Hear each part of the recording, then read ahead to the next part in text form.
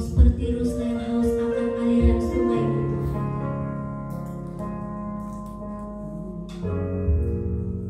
Berikan hati yang haus dan lapar akan Engkau atas setiap kami. Yesus Tuhan, berbicaralah bagi setiap kami pribadi lepas pribadi saat pagi hari ini. Kami telah menyembah Engkau, kami telah meninggikan nama-Mu. Tiba saatnya untuk kami mendengarkan firman-Mu. Tiba saatnya untuk kami duduk diam mendengarkan firman-Mu Tuhan. Mari sampaikan rema-rema firman-Mu dalam hidup kami. Mari sampaikan pesan-pesan ilahi-Mu untuk setiap kami Tuhan. Sebab kami mau mendengarkannya. Seperti rusa yang haus akan aliran firman. Seperti rusa yang haus, rindu aliran sungai-Mu. Hati kami tak tahan menunggu-Mu Tuhan. Hatiku tak tahan menunggu-Mu.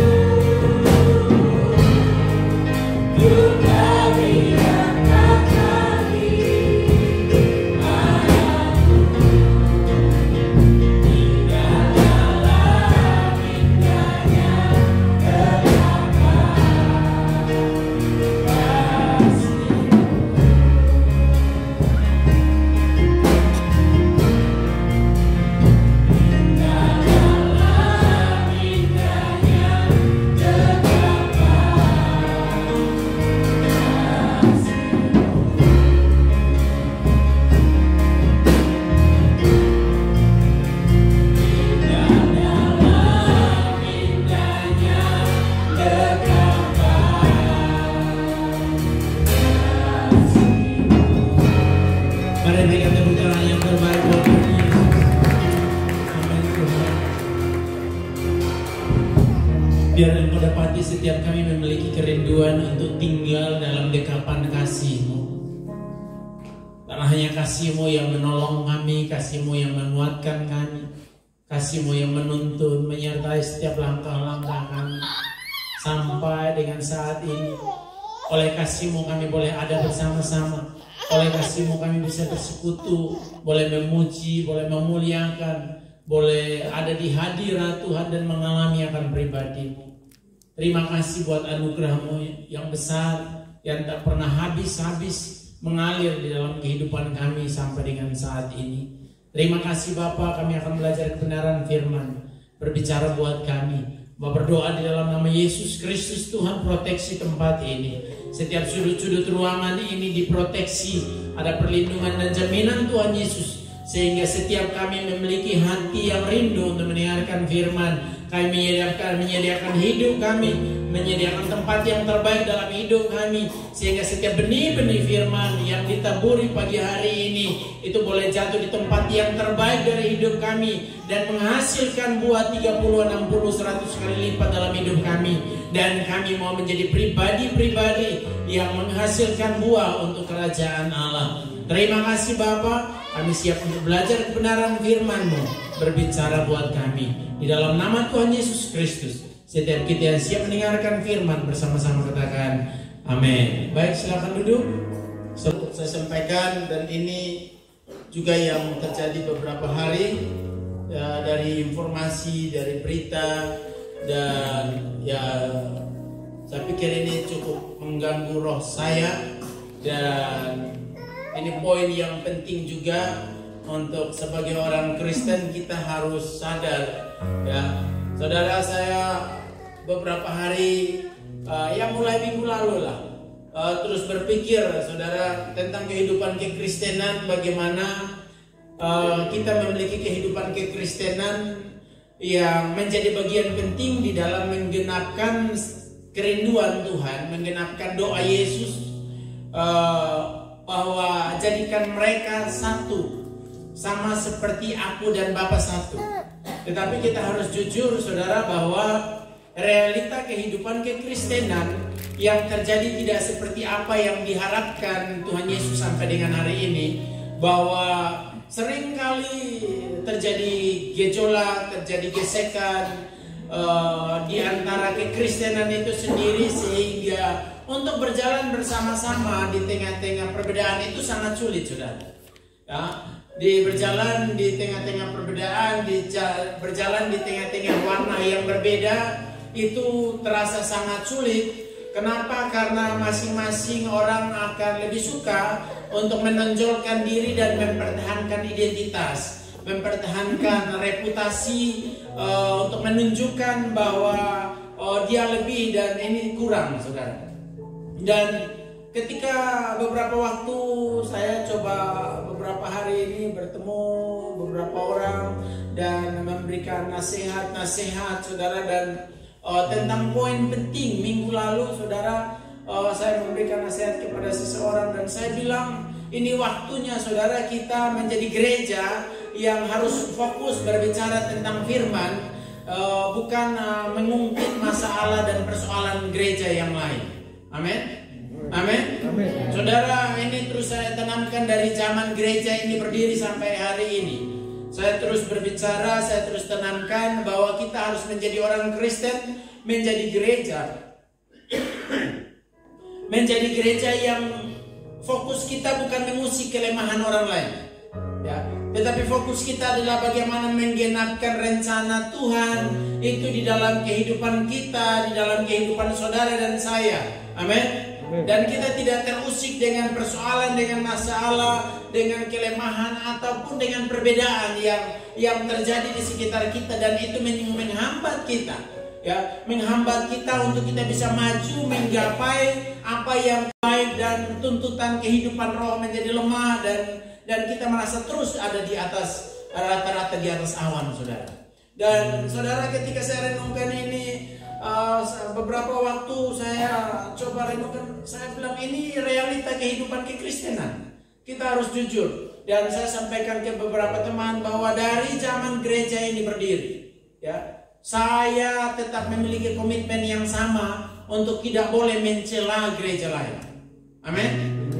Tidak boleh mencela, tidak boleh omong, tidak boleh menyalahkan. Kalau nanti realita bahwa mereka turun, ya itu urusan mereka dengan Tuhan. Kita tidak punya urusan sama sekali. Yang urusan kita yang penting adalah bagaimana saudara dan saya memastikan kehidupan saudara dengan saya dan dengan Tuhan itu tetap berjalan sesuai dengan apa yang Tuhan inginkan. Saudara dan saya dituntut untuk memastikan kehidupan rohani kita, relasi kita dengan Tuhan jauh lebih penting daripada kita fokus kepada orang lain, jauh lebih penting daripada kita mempermasalahkan orang lain. Dan ketika saya renungkan ini dan saya baca beberapa firman, beberapa waktu yang lalu saya sampaikan ini kepada anak-anak waktu kita di rumah saudara. Saya sampaikan kenapa seringkali kita menyalahkan orang yang berdoa dengan diam, dan orang yang berdoa dengan diam menyalahkan orang yang berdoa dengan tepuk tangan. Orang yang berdoa dengan tepuk tangan menyalahkan orang yang berdoa dengan bahasa roh saudara. Karena realita bahwa kita seringkali manusia terikat dengan sebuah gaya, terikat dengan sebuah kebiasaan, terikat dengan sebuah pola, Sehingga ketika ada sebuah gerakan yang baru, saudara, kita seringkali menyalahkan dan mendeskripsikan orang itu, memvonis orang itu salah, memvonis orang itu sesat, memvonis orang itu tidak dekat dengan Tuhan. Padahal sebenarnya karena kita sudah terpola dengan kebiasaan ini.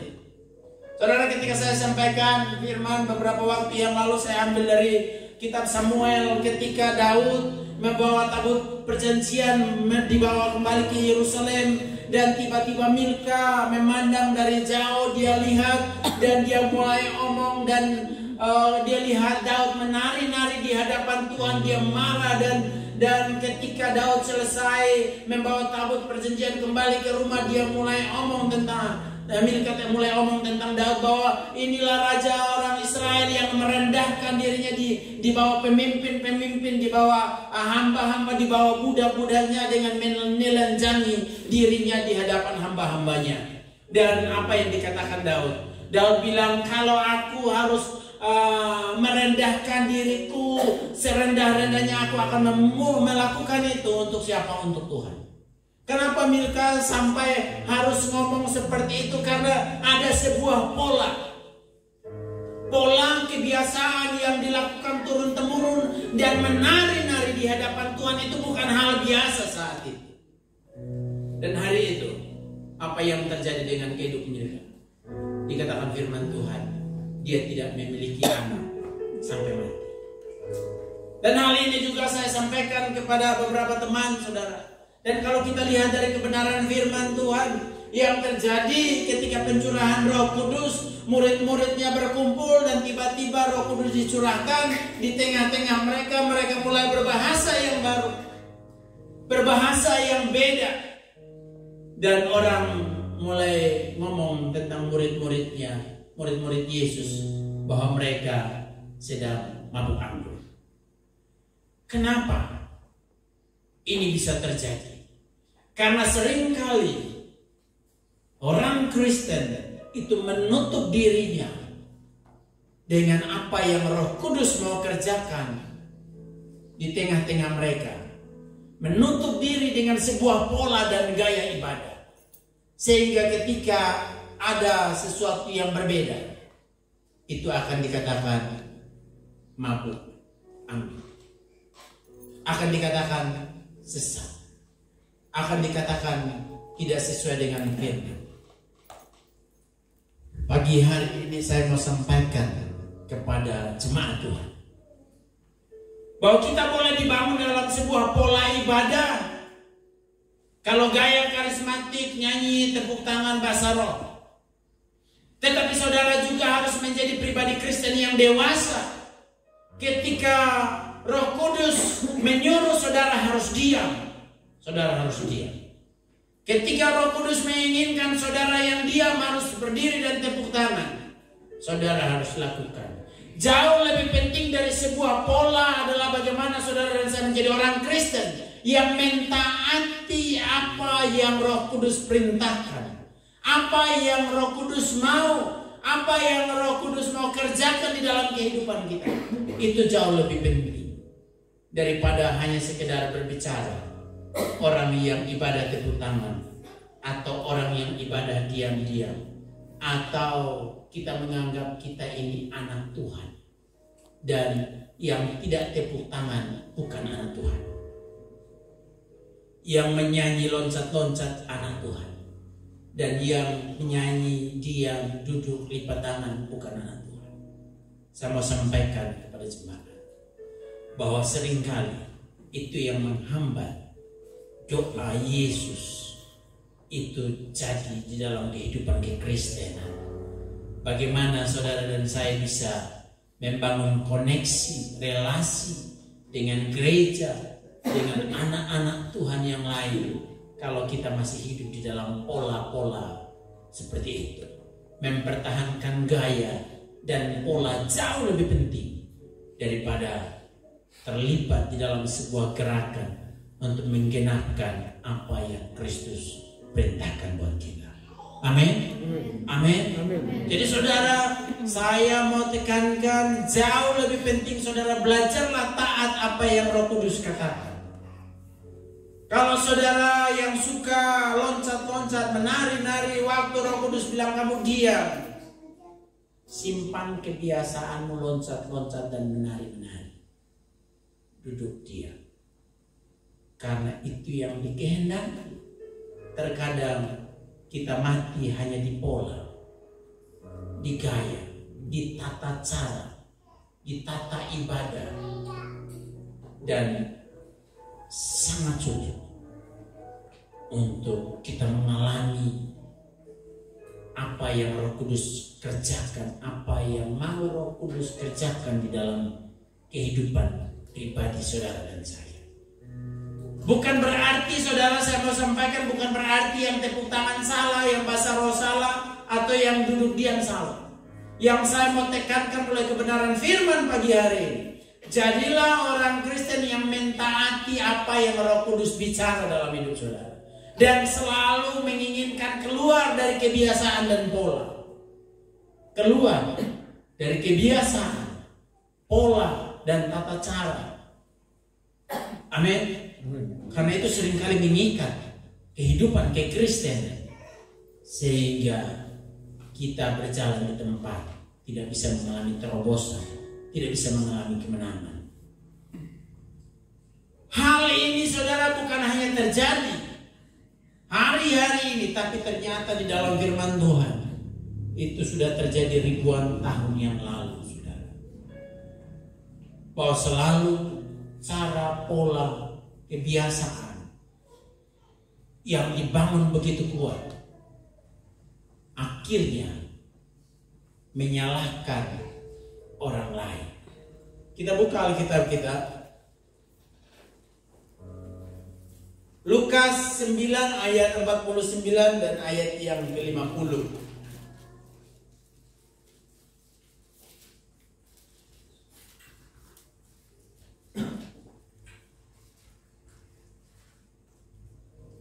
Yohanes berkata, "Guru, kami melihat seorang mengusir setan demi namamu. Lalu kami mencegah orang itu, karena ia bukan pengikut kita." Yesus berkata kepadanya, "Jangan kamu cegah, sebab barang siapa tidak melawan kamu, ia ada di pihak kamu."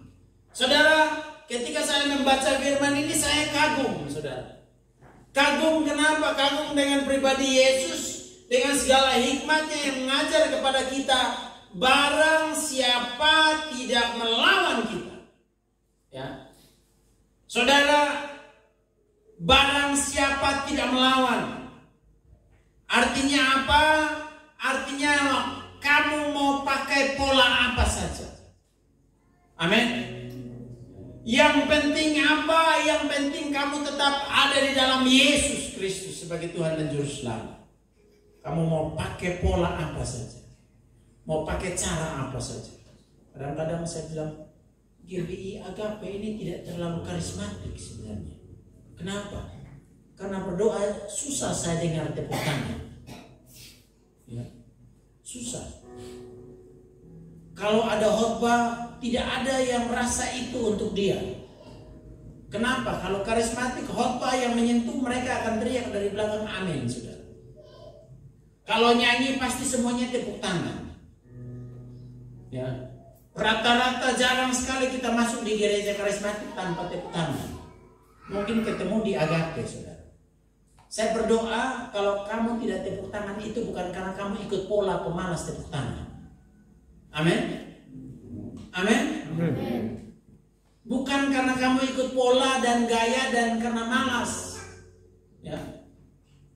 Saudara, saya renungkan kadang-kadang berkali-kali. Ketika saya duduk, saya respect ke belakang, lihat dulu saya waktu jadi jemaat, begitu ya.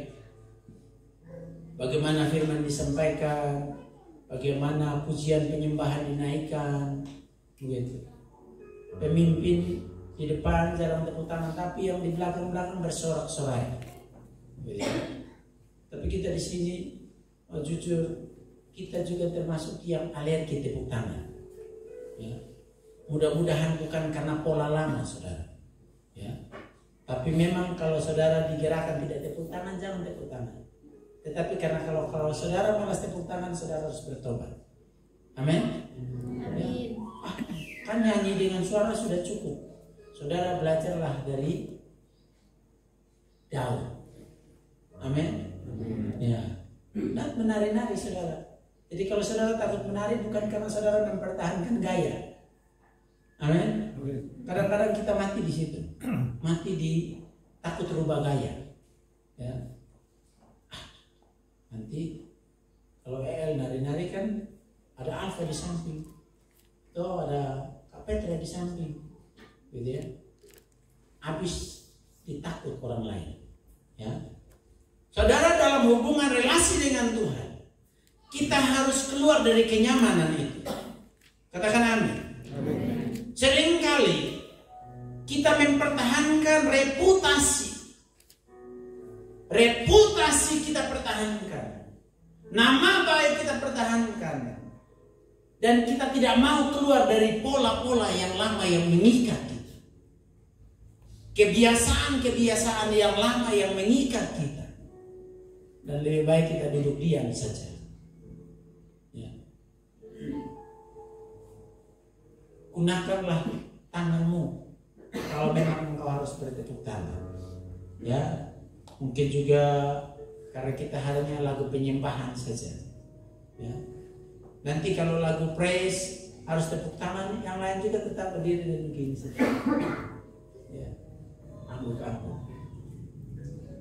Saudara perhatikan bahwa terkadang reputasi, gaya, ya kita jaga reputasi, jaim orang bilang, jaga ini, ya. Terlalu jaim karena kalau tepuk tangan tidak rohani. Ya. Kalau tepuk tangan tidak rohani, saudara. Nah, kalau itu pola lama, saudara, dan saya harus bongkar itu. Amin. Supaya kita tidak menjadi orang Kristen yang terpola, yang akhirnya kita mensakralkan sebuah cara. Saudara tahu mensakralkan sebuah cara? Kalau tepuk tangan itu sangat sakral. Atau tidak tepuk tangan itu yang sakral, saudara. Jadi akhirnya karena jaimnya itu kita mensakralkan cara-cara, saudara. Dan ketika orang lain melakukan sesuatu yang berbeda, kita anggap melanggar sesuatu yang sakral, saudara. Nah, ini pola-pola gaya-gaya kekristenan yang harus dibongkar, saudara. Amin. Ini harus dibongkar supaya kita masing-masing itu harus mengalami sebuah kepenuhan Tuhan dengan apa yang kita rindukan ini. Mengalami kepenuhan itu hanya bisa terjadi ketika saudara dan saya mau meletakkan kebiasaan, pola dan cara-cara kita yang lama, dan mau sesuatu yang anointing, yang fresh, yang dicurahkan di tengah-tengah kita. Kalau saudara yang biasa tepuk tangan dan Tuhan bilang diam. Tetapi kalau engkau diam karena hanya sebuah pola dan kebiasaan, bongkar itu. Amin. Kadang saya bingungkan juga, kenapa kok ini Agape ini tiap kali ibadah susah sekali orang tepuk tangan, gitu ya? Padahal ada 17 manfaat saudara tepuk tangan secara jasmani, saudara. Secara jasmani, ya. Ada 17 manfaat di dalam kita bertepuk tangan, gitu ya. Tetapi kenapa kita susah bertepuk tangan? Nah, ini harus diperbaiki. Amin. Nah, saudara perhatikan, barang siapa tidak melawan kita. Jadi kalau ada orang lain tepuk tangan, dia tidak melawan kita. Amin. Ada orang lain berbahasa roh, dia tidak melawan kita, saudara. Kita di sini juga mau bahasa roh susahnya minta ampun.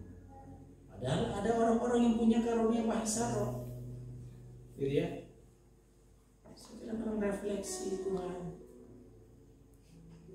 Ya, beginilah. Nah, ini harus dibongkar. Amin. Supaya apa? Supaya masing-masing kita itu dengan dengan sesuatu yang Roh Kudus taruh dan kita lakukan itu dan kita mengalami Tuhan. Ya. Karena kadang-kadang sangat sulit, saudara. Sangat sulit. Ya. Barang siapa tidak melawan kita, janganlah kita mencegah untuk mereka pun melakukan pekerjaan seperti yang kita lakukan dalam memberitakan Injil dan menolong orang lain. Saudara perhatikan firman ini, ya. Satu ketika Yesus dalam perjalanan, murid-muridnya lihat ada orang yang berdoa, saudara. Berdoa, mereka tidak termasuk di dalam kelompok murid-murid Tuhan. Gitu ya. Ketika mereka sedang berdoa, murid-muridnya dengar mereka ini pakai nama Yesus. Mulailah